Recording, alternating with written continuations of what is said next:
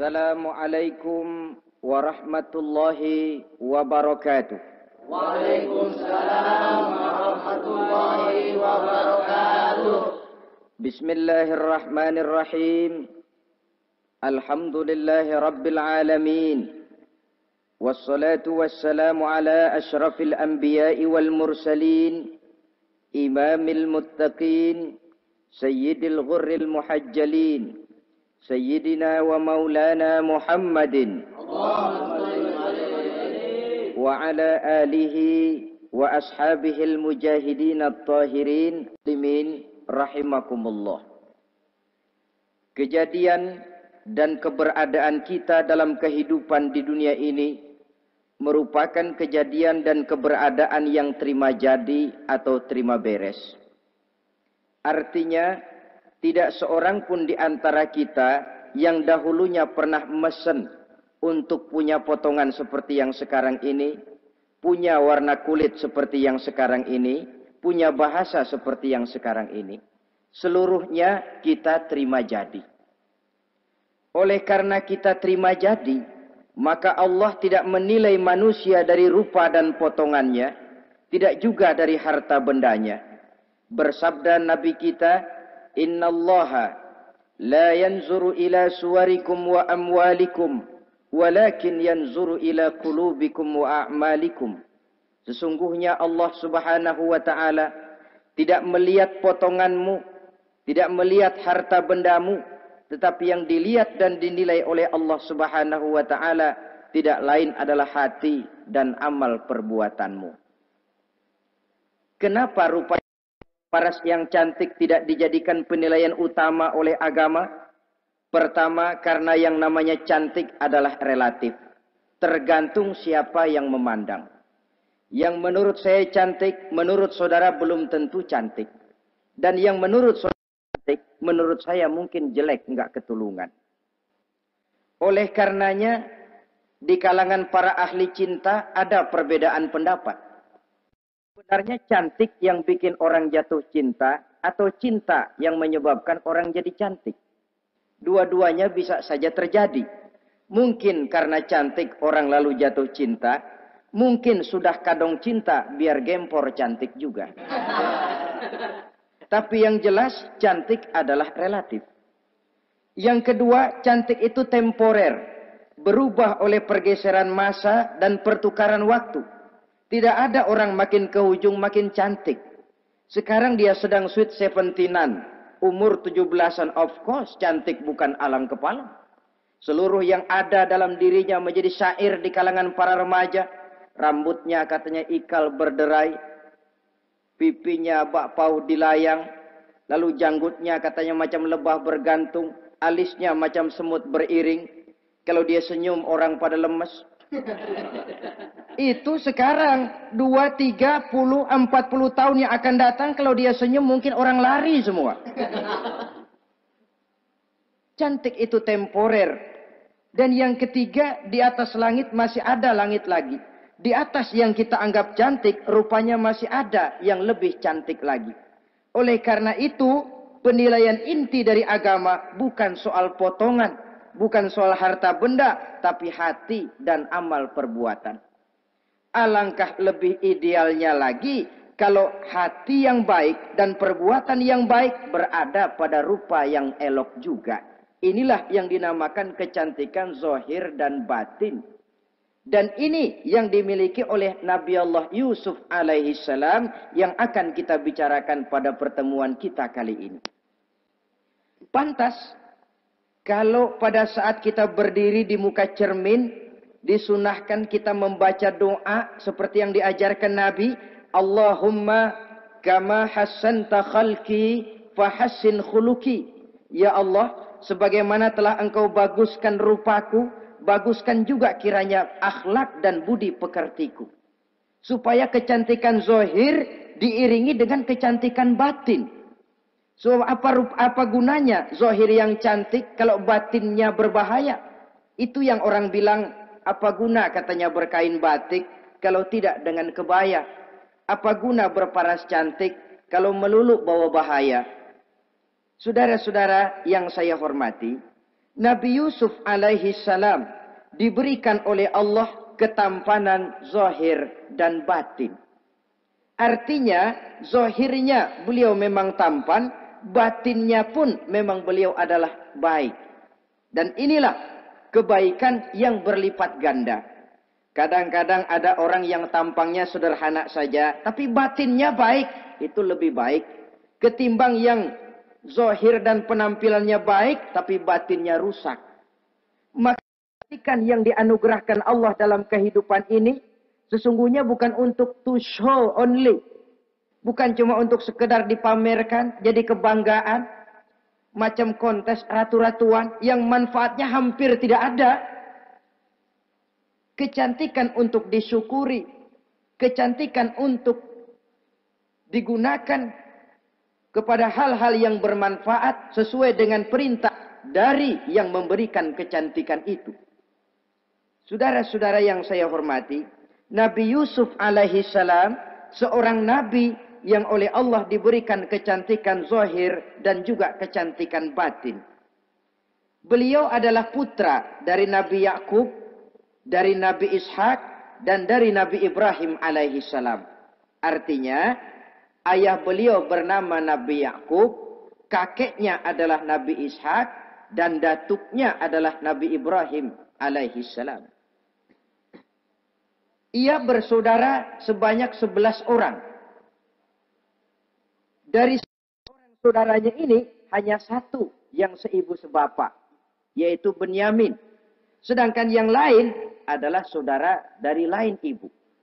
Nah, sejak kecil Nabi Yusuf ini sudah memperlihatkan tanda-tanda bahwa di kelak kemudian hari dia akan tumbuh menjadi seorang besar. Sebab itu wajar kalau ayahnya memberikan perlakuan yang agak istimewa kepada Nabi Yusuf. Dan ini tentu memancing sifat iri dari saudara-saudaranya yang lain. Apalagi pada satu malam Nabi Yusuf di kala remaja itu pernah mimpi. Mimpi ini beliau ceritakan kepada ayahnya. Kata beliau, "Ya abati, inni ra'aitu ahada asyara kawkaba wasyamsa wal qamara ra'aituhum li sajidin." Jadi satu hari Nabi Yusuf cerita kepada ayahnya, "Ayah, saya mimpi." Mimpi apa Yusuf? "Saya melihat dalam tidur saya ada 11 bintang, lalu matahari dan bulan. Saya lihat seluruhnya sujud kepada saya." Ayahnya mendengar mimpi ini, mengerti takwil. Lalu pesan kepada Nabi Yusuf, "Yusuf, mimpi ini jangan kau ceritakan kepada saudara-saudaramu. Mereka sudah punya pandangan yang tidak baik kepada dirimu. Kalau ini kau ceritakan, mungkin akan membahayakan bagi dirimu." Sebab rupanya saudara-saudaranya yang lain ini iri hati kepada Nabi Yusuf. Yang memiliki keistimewaan dan mendapat perhatian istimewa juga dari orang tuanya. Saudara, kita tahu ini sesuatu yang wajar dalam kehidupan. Pepatah bilang, "Likulli zi ni'matin mahsudun." Tiap kali kita mendapat suatu nikmat, bakal ada orang yang hasud. Iri hati, dengki. Itu watak kehidupan. Kalau kita jatuh miskin, orang tepuk tangan. Kalau kita jadi kaya, orang tanya berdukun kemana. Wajar saja. Likulli zi ni'matin mahsudun. Tiap kali kita mendapat suatu nikmat, tentu ada yang hasud, ada yang iri, ada yang tidak senang. Begitu juga halnya dengan saudara-saudara Nabi Yusuf alaihi salam. Dan watak iri hati ini tidak cuma tinggal iri hati. Mereka buktikan lewat tindakan konkret. Suatu hari mereka musyawarah, saudara-saudara yang iri ini. Saudara-saudara, bapak kita nggak adil. Masa Yusuf mendapat perlakuan istimewa? Wa nahnu usbah, sedangkan kita ini golongan yang lebih besar. Dari 12 orang anaknya, masa cuma satu Yusuf yang mendapat perlakuan lebih istimewa? Kita ini yang 11 dianggap angin apa? Nggak adil abah kita ini. Iya, tapi caranya bagaimana? Apa kita omelin bapak? Jangan. Habis Yusuf singkirin. Kalau Yusuf nggak ada, kan anaknya tinggal kita. Praktis, perhatiannya seluruhnya akan tercurah kepada kita. Nah, saya ingatkan, bahwa hasud sering mendorong orang untuk melakukan segala macam cara. Artinya orang itu kalau sudah dibakar sifat dengki, iri hati, dia rela melakukan apa saja. Pertama, agar nikmat yang ada pada diri orang lain hilang. Yang kedua, supaya nikmat itu pindah kepada dirinya. Andai kata tidak pindah kepada dirinya, ya hilang sajalah. Jangan orang lain yang dapat nikmat. Ini watak hasud. Ingin nikmat orang lain pindah kepada dirinya, atau hilang walaupun tidak pindah kepada dirinya, tapi yang bersangkutan tidak lagi mendapat nikmat. Untuk itu segala macam cara akan dilaksanakan. Ini dicontohkan dari usaha yang dilaksanakan oleh saudara-saudara Nabi Yusuf alaihissalam. Oke, setuju, kita singkirkan Yusuf. Tapi caranya bagaimana? Gampang. Bunuh saja. Kalau bunuh sih rasa-rasanya tidak sampai hati membunuh Yusuf. Lalu bagaimana? Kita kucilkan saja dia. Kita asingkan dari sini, kita buang jauh-jauh supaya dia tidak ada lagi kelihatan dalam pandangan Abah. Kalau dia sudah tidak ada dalam pandangan Abah, yang dilihat cuma kita dan seluruh kasih sayangnya akan tercurah kepada kita semua. Nah, setujulah kalau itu. Caranya nanti kita atur belakangan. Jadi satu hari permisilah saudara-saudaranya ini kepada Nabi Yakub. Abah, kami permisi mau pergi main-main dan Yusuf akan kami ajak. Kata Nabi Yakub, saya khawatir. Nabi Yakub sudah melihat gelagat yang tidak baik. Sudah ada semacam firasat. Saya khawatir kalau Yusuf kau bawa, nanti dia akan kena celaka. Atau dimakan oleh serigala, sedangkan kamu nanti akan lalai. Kata anak-anak yang lain, percaya dah Pak, saya akan jaga. Saya kan saudaranya, masa tega membiarkan Yusuf celaka atau dimakan serigala. Pokoknya aman, sip dah.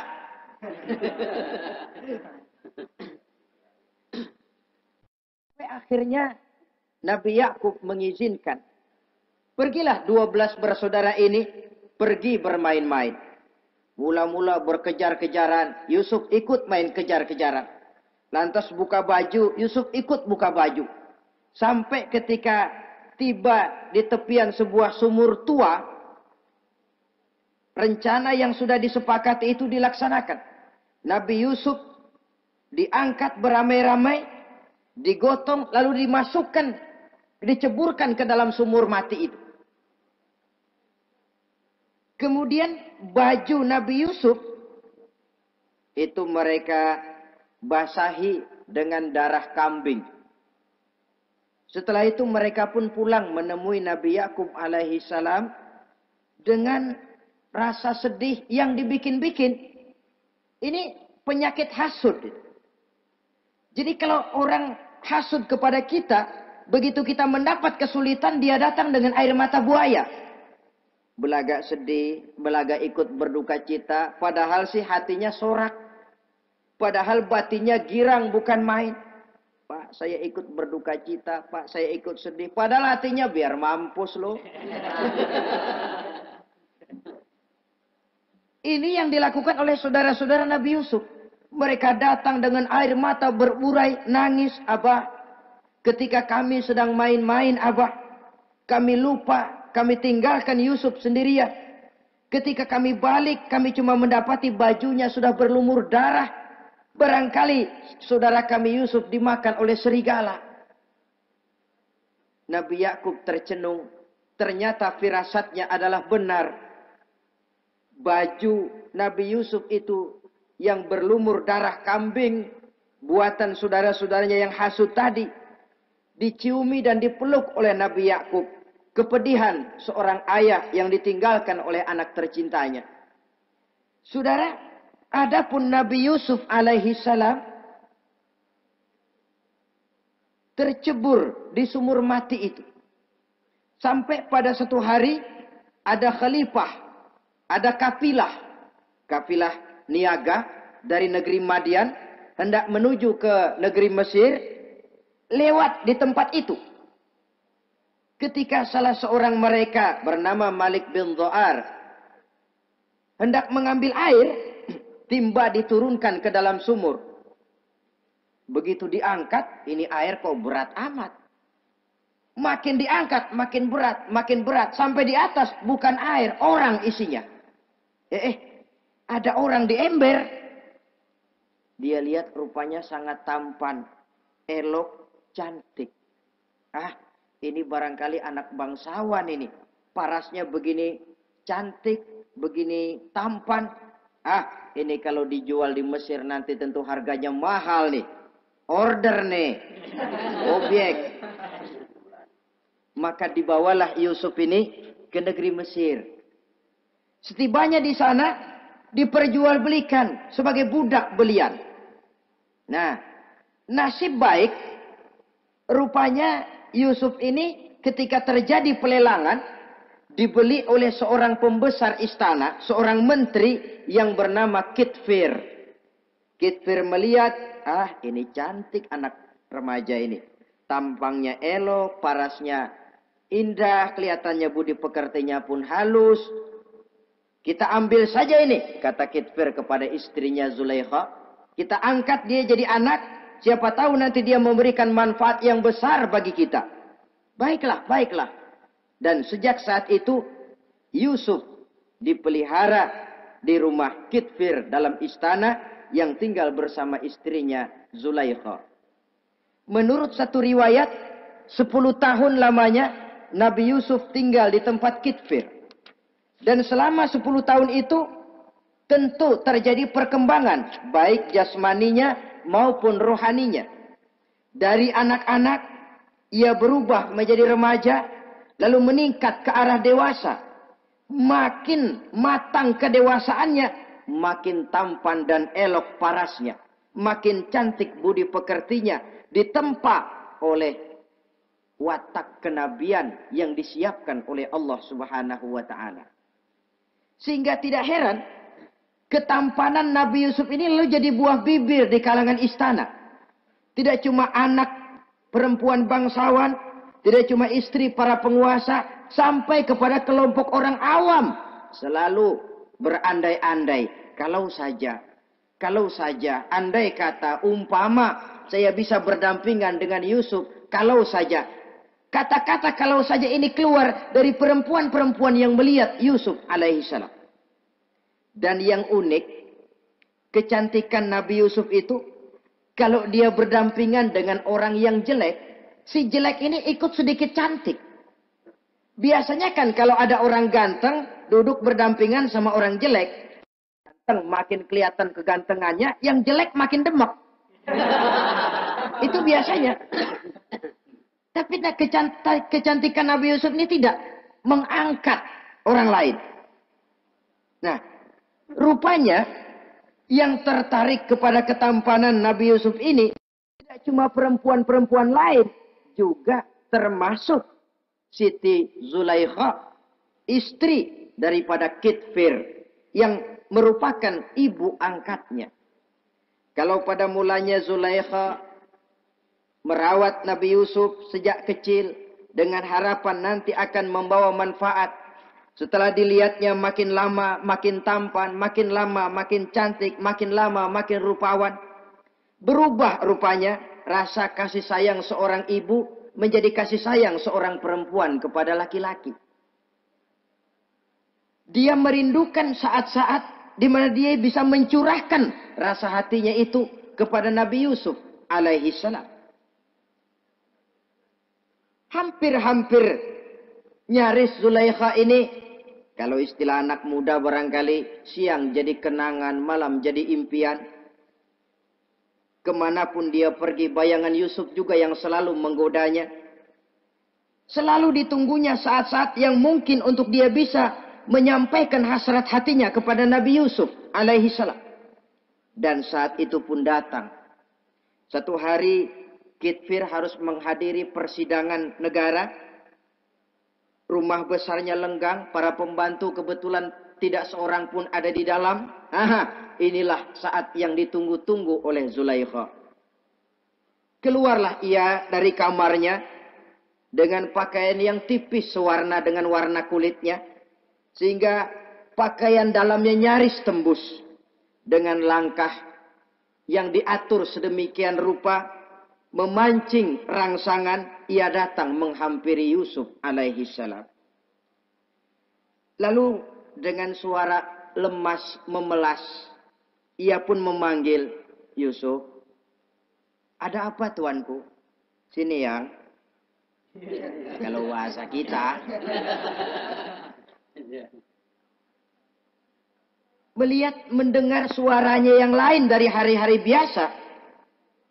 Apalagi melihat pakaian Zulaikha yang begitu tipis. Jantung Nabi Yusuf berdetak sangat cepat. Darah mengalir dengan cepat. Maklum, beliau juga manusia, laki-laki, normal terlepas dari kenabiannya. Jantungnya dak-dik-duk. Kemari Yusuf, sini. Ada apa tuanku? Sudah lama Yusuf. Lama apa tuanku? Saya memendam rindu kepadamu Yusuf. Siang malam engkau juga yang jadi tumpuan harapan saya. Kemanapun saya pergi seakan wajahmu juga yang saya lihat Yusuf. Tidur saya jadi tak nyenyak. Makan saya tak pernah membawa kekenyangan Yusuf. Tidur yang biasanya mendatangkan semangat seolah semuanya pergi meninggalkan saya Yusuf. Hembusan sepoi pagi mengusap bunga merekah dalam taman yang biasanya membawa keindahan. Semuanya telah berganti dengan keindahan wajahmu Yusuf. Sinilah sebentar penuhi hasrat hati saya. Saya segan tuanku. Segan kenapa Yusuf? Saya tidak mau mengkhianati Tuhan saya yang telah berbuat baik kepada saya. Apakah saya juga tidak pernah berbuat baik kepadamu? Benar, Tuhan juga berbuat baik kepada saya. Tapi pantang saya mengkhianati majikan saya. Yusuf, sekarang kesempatan yang baik.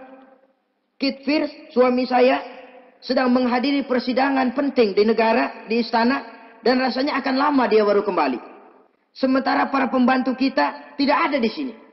Saya malu tuanku, saya segan. Malu kepada siapa? Tidak ada yang tahu, tidak ada yang lihat.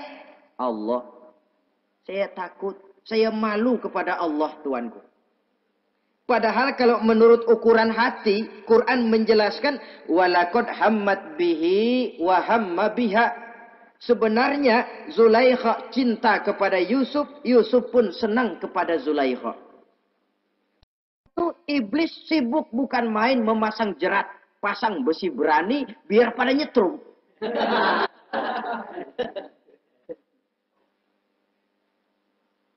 Zulaikha senang Yusuf, Yusuf sebenarnya pun secara manusiawi menyenangi Zulaikha. Walaula an ra'a burhana rabbih. Tapi Yusuf ketika itu melihat larangan Allah, peringatan Allah. Seolah-olah dia lihat Allah mengatakan, Yusuf, ini letter S. Dilarang parkir di sini. Menurut satu riwayat, Nabi Yusuf melihat ayahnya, Nabi Yakub, melambai-lambaikan tangan menyetop. Seolah-olah melarang dia meneruskan langkahnya. Riwayat lain menjelaskan, seolah-olah Nabi Yusuf dibisiki oleh malaikat Jibril. Yusuf, kalau kamu kalah sekarang, kamu sama saja gajah kemasukan semut di kupingnya terus mati. Tapi kalau kamu menang, kamu adalah gajah yang tidak terkalahkan. Ada semut mati oleh, ada gajah mati oleh semut. Alangkah memalukan. Binatang yang begitu besar jatuh hanya oleh binatang yang begitu kecil. Artinya apa? Kau akan jadi orang besar Yusuf. Apakah harus gagal dan jatuh cuma karena bujuk rayu seorang perempuan macam ini? Satu riwayat menjelaskan semacam itu. Sehingga mantap Yusuf, maaf tuanku, saya malu kepada manusia, saya malu kepada majikan, tapi saya lebih malu lagi kepada Allah. Saat ini majikan tidak tahu, orang seorang pun tidak ada yang lihat, tapi Allah pasti lihat. Itu yang saya malu. Ah Yusuf, jangan sok kalem. Mumpung situasi mengizinkan, mubazir nih. Zulaikha pun berangkat pergi ke tempat pembaringan, ke tempat tidur. Lalu dengan pose yang merangsang, aduhai, melambai-lambaikan tangannya, hai talak, Yusuf sini, Yusuf kemari. Nabi Yusuf dipelihara oleh Allah. Ketika Nabi Yusuf tetap menampakkan keengganannya, Zulaikha jadi berang. Ya namanya istri pembesar, ditolak oleh anak muda yang menurut penilaian dia nggak ada apa-apanya. Lu kan kecemplung di sumur, gua pungutin. Cuma sekedar segini aja nggak mau nurutin, kebangetan amat. Bukan Zulaikha kalau nggak nekat. Dia bangun dari pembaringannya, gemes, dia hampiri Yusuf. Kalau cara kita diunyeng Yusuf itu. Dipaksa Nabi Yusuf berlari ke arah pintu, ditarik bajunya dari belakang oleh Zulaikha, sobek belakang bajunya ini. Begitu baju sobek, pintu terbuka, Kitfir suami Zulaikha datang. Orang Arab bilang yumsak mablul, ketangkep basah. Ketangkep basah. Merah padam muka Zulaikha. Sementara Kitfir pun matanya merah. Tapi Nabi Yusuf tenang-tenang saja. Ya wong nggak salah. Tenang-tenang saja Nabi Yusuf. Bukan tenang karena pengalaman. Tenang karena memang tidak berbuat yang negatif. Kadang-kadang ada juga yang tenang tapi pengalaman. Oh, buaya itu. Sudah ketahuan kepentok, ketangkep hansip, anteng aja. Itu bukan nggak salah, badak. Nabi Yusuf tenang karena memang tidak berbuat salah apapun. Nabi Yusuf tenang karena yakin dirinya benar. Sehingga mantap menghadapi kedatangan Kitfir yang sangat tiba-tiba itu. Adapun Zulaikha, ketika melihat suaminya berdiri di muka pintu, cepat-cepat dia berubah siasat. Inilah salah satu kelihayan makhluk bernama perempuan. Dia pandai bersalin rupa, dia pandai bermain minyak di atas air. Melihat suaminya datang, roman mukanya pun menjadi sedih. Air mata berurai membasahi pipi. Papa, katanya. Apa balasan bagi orang yang mau menistakan istri papa? Maksudmu apa, Zulaikha? Yusuf gile. Dia mencari kesempatan dalam kesempitan. Dia mau menodai kehormatan saya. Dia hendak memperkosa saya. Kata Nabi Yusuf, bukan saya, Tuan. Saya enggak. Yang benar Yusuf, enggak. Zulaikha yang memaksa saya. Betul Zulaikha, tidak. Yusuf yang memaksa saya. Sampai akhirnya salah seorang dari isi rumah itu memberikan jalan keluar. Tuan Kitfir, begini saja. Sulit memang untuk dilacak kebenarannya. Cuma periksa saja baju Yusuf. Kalau bajunya sobek di belakang, Yusuf benar. Zulaikha salah. Kalau baju Yusuf sobeknya di depan, Zulaikha yang benar. Yusuf yang salah. Nah, apa artinya itu? Kalau bajunya sobek di belakang kan artinya Yusuf kabur ditarik dari belakang. Tapi kalau bajunya sobek di depan, itu artinya Zulaikha nyakar-nyakarin baju Yusuf dari depan. Lihat saja. Pokoknya kalau bajunya sobek di belakang, Yusuf benar, Zulaikha salah. Kalau baju Yusuf sobek di depan, Yusuf salah, Zulaikha benar. Ketika diperiksa, dicek bajunya, betul sobek di belakang. Artinya Yusuf benar, Zulaikha yang salah. Kata Kitfir, Zulaikha, jelas sudah bagaimana kejadian yang sebenarnya. Oleh karena itu, bertaubatlah kamu kepada Allah. Dan kau Yusuf, jangan ceritakan peristiwa aib ini kepada siapapun. Untuk menjaga nama baik kita bersama. Baik Tuan. Saudara-saudara kaum muslimin yang saya hormati. Tapi ya bagaimana? Serapi-rapinya menyimpan barang busuk, toh akhirnya tercium juga. Gosip ini Akhirnya tersiar di mana-mana, terutama di kalangan para pembesar. Sehingga kalau kumpul para istri pejabat, Zulaikha jadi bahan gunjingan. Kan main bini menteri demen sama budaknya. Nggak salah apa tuh? Jadi bahan ejekan. Ya sebab tentu ukuran mereka yang belum pernah ngelihat Yusuf, kalau duren ketemu duren dong. Masa duren ketemu ketimun ya bonyok. Artinya nggak seimbang. Masa istri bangsawan tergila-gila sama anak angkatnya, sama budak beliannya, nggak masuk rasio itu. Zulaikha dengar berita macam itu. Sampai dalam hatinya, pantas saja kamu ngenyek saya, kamu meremehkan saya, karena kamu belum pernah lihat potongan Yusuf bagaimana. Akhirnya dalam hati Siti Zulaikha ini timbul semacam dendam. Suatu saat gua kerjain loh. Caranya gimana? Satu hari para istri bangsawan ini diundang ke tempat Siti Zulaikha. Duduk di satu ruangan luas. Setelah duduk dihidangkan makanan. Makanannya aneh. Cuma buah sama pisau. Ketika buah dan pisau sudah siap. Satu orang satu, satu orang satu, satu orang satu. Ketika mereka sedang mengupas itu.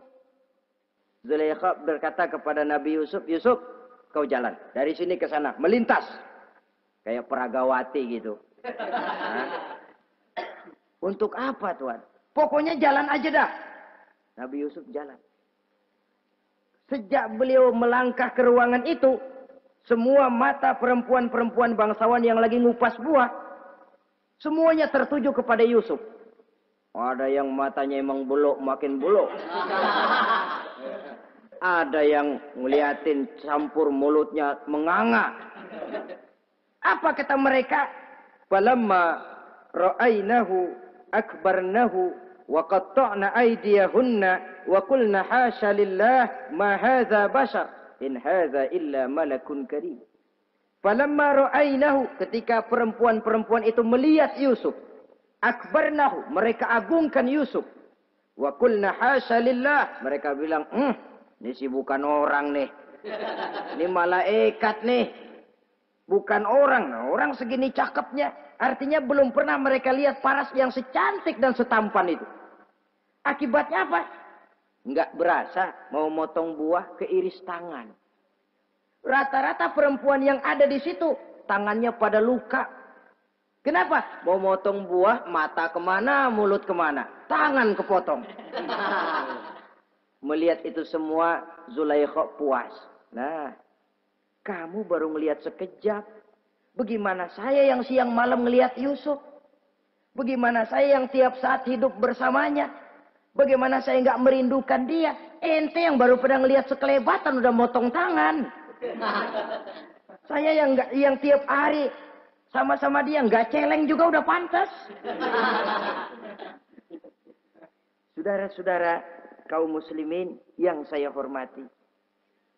Akhirnya untuk menjaga nama baik keseluruhannya, Nabi Yusuf pun mengalah. Karena berita ini sudah tersiar, Yusuf dipojokkan, tidak cuma sekedar dipojokkan, beliau dimasukkan ke dalam penjara. Tapi apa kata beliau? Rabbis sijnu ahabbu ilayya mimma yad'unani ilaih. Ya Allah, kalau memang karena resiko penolakan saya terhadap ajakan Zulaikha menyebabkan saya harus masuk penjara, penjara lebih saya sukai, penjara lebih saya cintai ketimbang ikut kemauan Zulaikha. Saudara-saudara, kadang-kadang kita berpikir, kalau kesempatan itu datang kepada kita, mampukah kita menjatuhkan pilihan seperti pilihan Nabi Yusuf ini? Lebih baik penjara ketimbang mengikuti bujuk rayu perempuan untuk melakukan perbuatan yang menyeleweng ini. Ini yang dipilih oleh Nabi Yusuf. Tegar.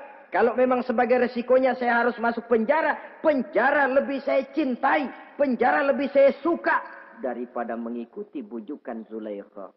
Teguh karena suatu prinsip. Bukankah dalam perjuangan menegakkan akidah, Kadang kita mendapat piala, tapi tak jarang kita berhadapan dengan penjara. Kadang kita disanjung, kadang kita dicaci. Itu romantika perjalanan dari yang namanya perjuangan. Tapi pilihan harus ada. Ketimbang ikut bujuk rayu perempuan yang mengajak melakukan perbuatan serong, penjara lebih saya cintai. Sudah pada saat hendak diajak tidak ada yang melihat, beliau menolak. Akibat penolakannya pun masuk penjara, tapi penjara lebih menyenangkan hatinya. Ketimbang hidup merdeka, tapi jiwa terpenjara. Inilah Nabi Yusuf barangkali. Biar badan masuk penjara, asal jiwa merdeka. Kita sekarang sebaliknya. Jiwa terpenjara tidak jadi soal, asal badan merdeka. Maka jiwa kita sering dijajah. Entah dijajah harta, entah dijajah pangkat dan jabatan, entah dijajah iblis. Jiwa kita yang terpenjara. Sementara badan kita merdeka. Nabi Yusuf tidak. Biarlah badan di penjara. Asal jiwa merdeka untuk menegakkan sesuatu yang hak. Saudara-saudara yang saya hormati. Adapun di dalam penjara itu, Nabi Yusuf satu sel dengan 2 orang bekas pelayan istana yang dituduh menaruh racun ke dalam hidangan yang hendak disajikan kepada raja. Yang satu tukang ngatur minuman, yang satu tukang ngatur makanan untuk raja.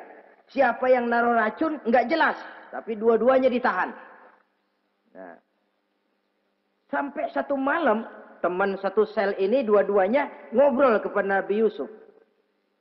Yusuf, kami ini dipenjara karena dituduh menaruh racun ke dalam hidangan yang dihidangkan kepada baginda raja. Siapa yang salah, kami sendiri tidak tahu. Saya enggak ngerasa naruh racun, kata yang tukang ngatur minum. Saya juga enggak, kata yang tukang ngatur makan. Sampai satu malam, mimpi. Mimpi itu diceritakan kepada Nabi Yusuf. Kata yang tukang ngatur minuman, Yusuf, saya mimpi. Saya memeras anggur, lalu menghidangkannya kepada baginda raja. Apa arti mimpi saya? Kata yang tukang hidangin makanan, kalau saya Yusuf, saya ngimpi menjunjung roti di atas kepala saya, itu roti dipatokin burung. Apa arti mimpi saya? Saudara-saudara, Nabi Yusuf tersenyum. Adapun kamu yang mimpi memerah anggur, kamu akan keluar dari penjara bebas dan akan kerja lagi di istana. Adapun kamu yang mimpi menjunjung roti dipatokin burung, kamu akan dihukum mati, disalib dan kepalamu akan dipatokin oleh burung. Ini tukang roti ngotot, bisa aja lu ah. Ya lempengan apes ramalannya. Ya bukan soal bisa nggak bisa, lihat aja kenyataannya. Cuma kepada kamu yang tukang ngatur minuman, saya pesan kalau nanti kamu bebas kembali di istana raja, tolong ceritakan ihwal saya kepada baginda raja ini. Saya mendekam di penjara ini tanpa berbuat salah apapun. Baik, insya Allah Yusuf. Dan ketika persidangan memutuskan seperti tepat yang diramalkan Nabi Yusuf. Si tukang menghidangkan makanan dihukum mati, si tukang menghidangkan minuman kembali kerja di istana. Tapi begitu kerja, dia lupa sama pesan Nabi Yusuf. Itu biasanya watak orang memang begitu. Kalau dalam keadaan kepepet, macam-macam janjinya. Begitu keadaannya longgar, lupa sama janjinya. Sehingga ada pepatah katanya, nolongin anjing kejepit.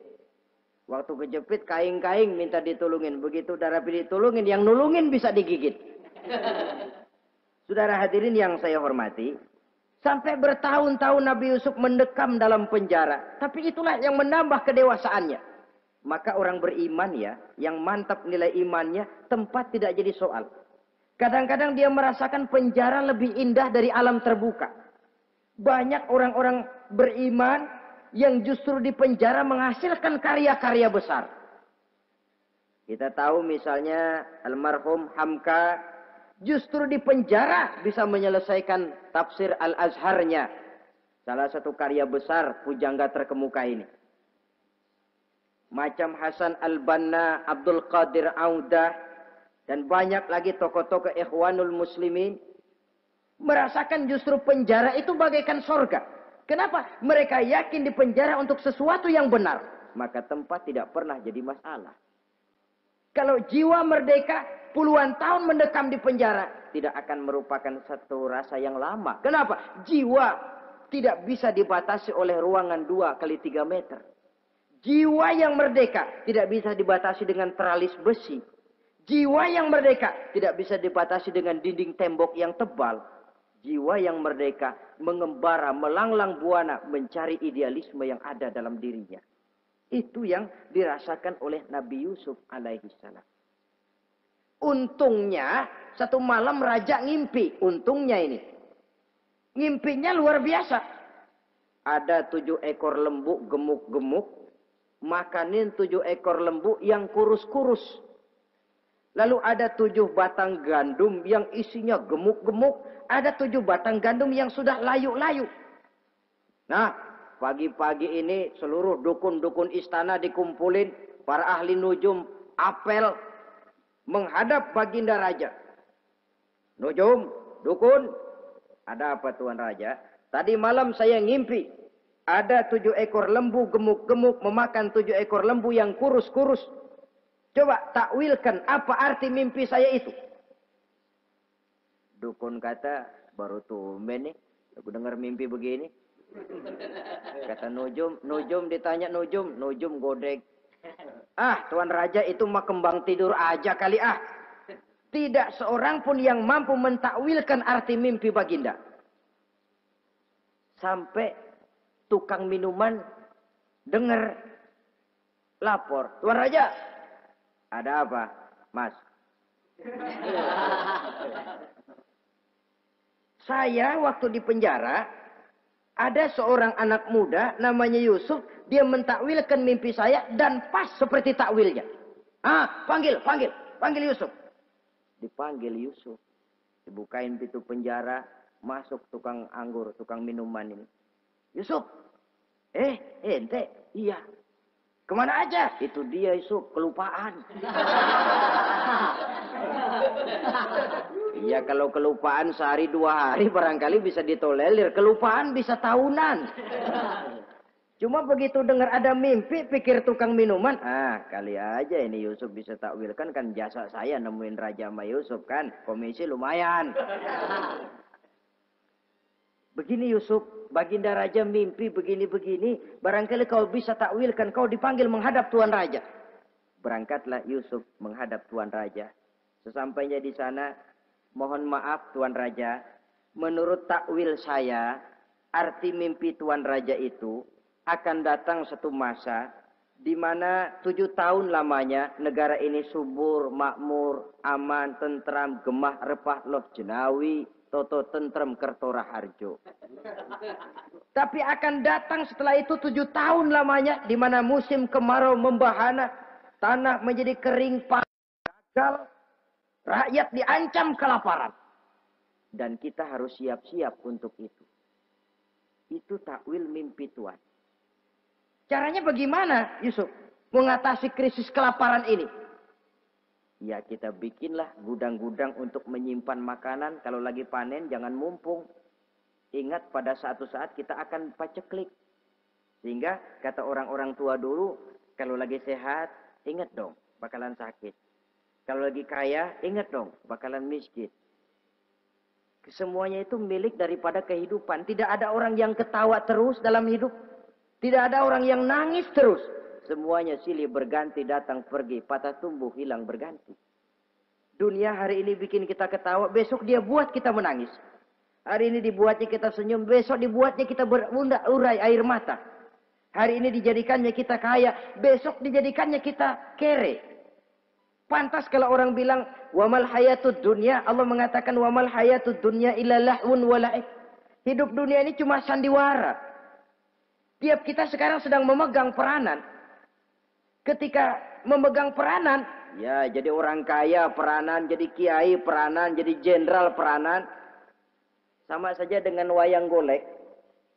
Gatot Kaca yang bertulang kawat berotot baja, punya ajian beraja musti, gagah perkasa, bisa terbang di angkasa. Hebat perkasa Gatot Kaca. Kapan? Waktu dipegang dalang. Betul apa benar? Gagahnya Gatot Kaca, sakti mandragunanya sang Gatot Kaca. Kapan itu? Waktu dipegang dalang. Begitu peranannya selesai, sama dalang dimasukin ke kotak. Diem aja Gatot Kaca. Terbang kek? Enggak, diem aja.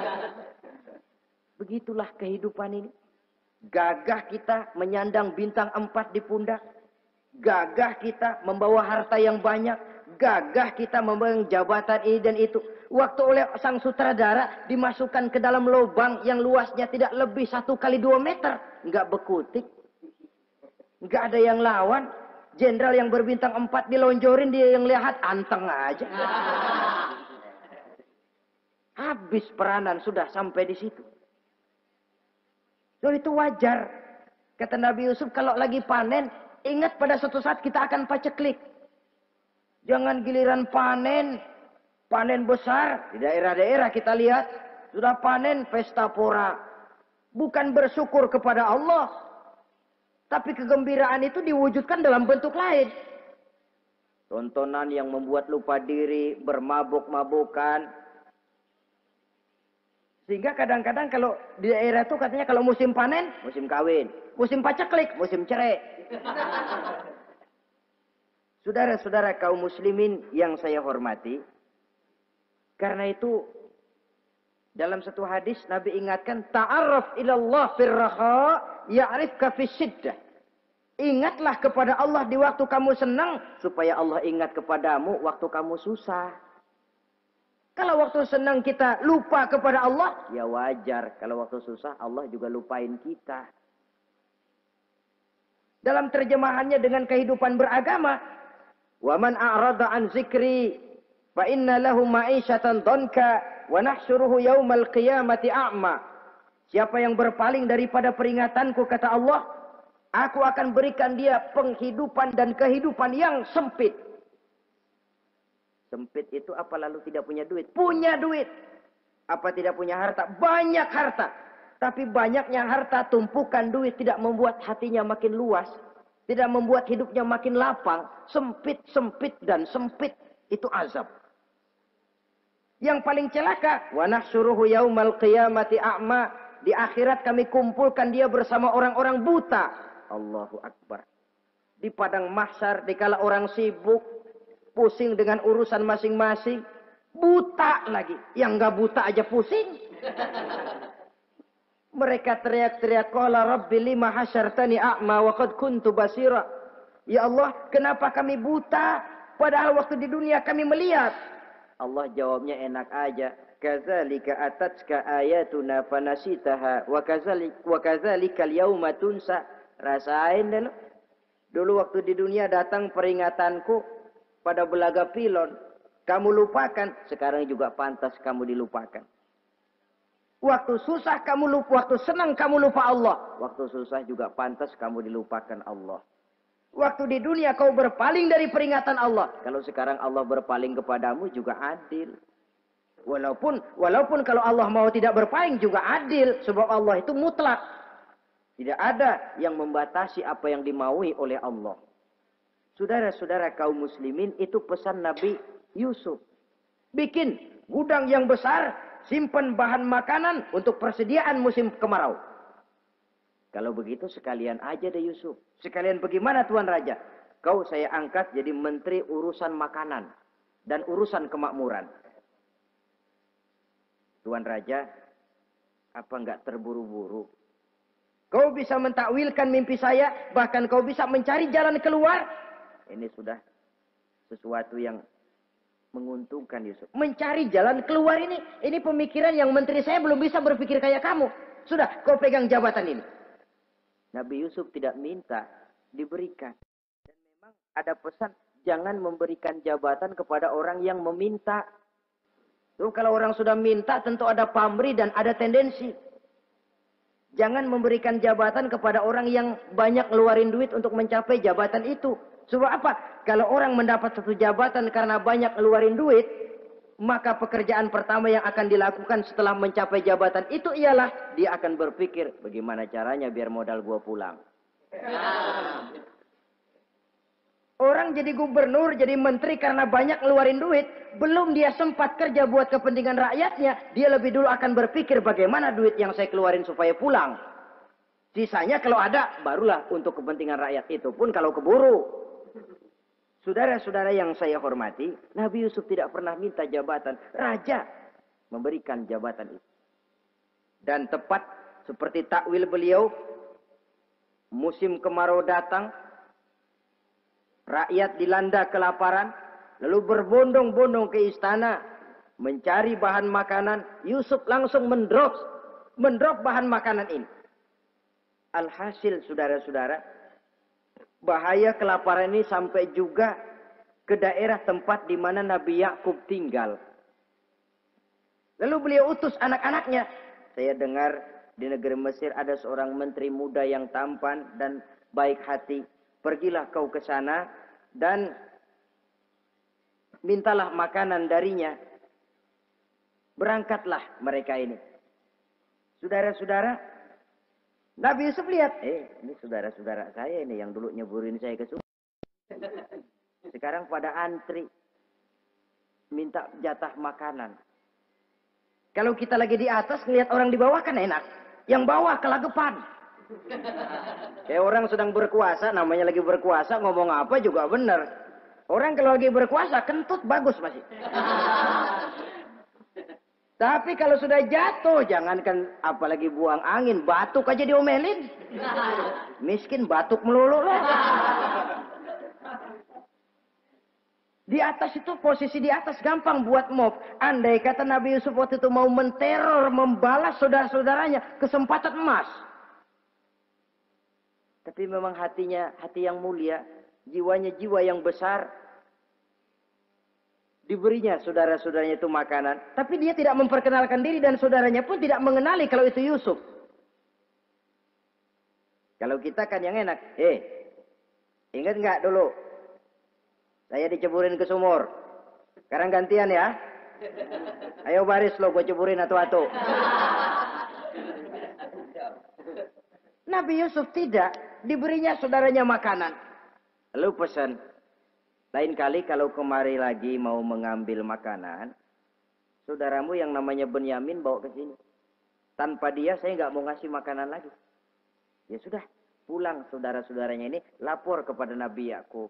Abah, itu menteri pesan kalau kamu yang mau ngambil makanan lagi Benyamin harus dibawa. Kalau nggak dibawa kami nggak akan dikasih makanan. Nabi Yakub curiga lagi. Dulu Yusuf hilang. Sekarang nih Benyamin ini saudara sekandung Nabi Yusuf. Kalau yang lain satu bapak lain ibu. Tapi dengan Benyamin ini satu ibu satu bapak. Ini Benyamin mau digituin lagi. Bagaimana? Pokoknya Pak yang dulu-dulu kami udah tobat dah. Sekarang mah bener-bener banget dah nih.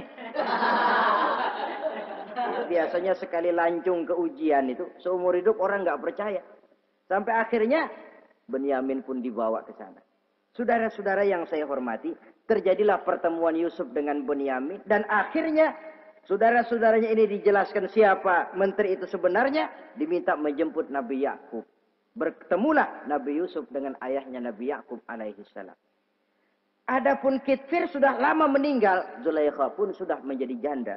Namun dalam jandanya dia tetap merindukan Yusuf siang dan malam. Didambakannya kapan saat pertemuan akan terjadi. Sampai ketika satu hari didengarnya Yusuf akan meninjau satu daerah, dia sudah diri paling depan. Ketika Yusuf lewat, dia nyindir dengan katanya, Maha suci Allah yang memuliakan orang yang takwa dan menghinakan orang yang berdosa. Merasa ada sindiran, Yusuf nengok. Zulaikha kan? Iya Yusuf. Kitfir bagaimana? Sudah meninggal. Lalu keperluan apa sekarang? Saya cuma memerlukan engkau Yusuf. Saudara-saudara, Nabi Yusuf akhirnya kawin dengan Zulaikha yang cantik, menawan. Dan rupanya setelah kawin itulah Nabi Yusuf baru tahu bahwa Kitfir ternyata tidak bisa berfungsi sebagai suami. Dengan kata lain, puluhan tahun Zulaikha kawin dengan Kitfir tetap perawan. Utuh, awet. Rupanya Kitfir liwat terus dan numpang liwat, nggak pernah mampir. Dan sejak saat itu berbahagialah Nabi Yusuf dengan Siti Zulaikha. Kita ambil hikmah dari riwayat singkat ini. Pertama, kecantikan zohir lebih penting, kecantikan batin lebih penting dari kecantikan zohir.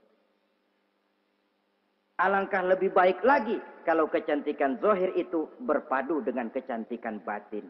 Karena dalam pandangan Islam, Allah tidak menilai manusia dari rupa dan harta, tetapi dari hati dan amal perbuatan.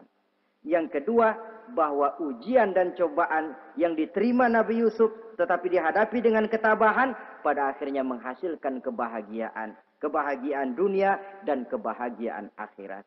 Inilah saja pertemuan yang singkat ini. Mudah-mudahan ada manfaatnya. Terima kasih atas segala perhatian. Mohon maaf atas segala kekurangan. Wassalamualaikum warahmatullahi wabarakatuh. Waalaikumsalam.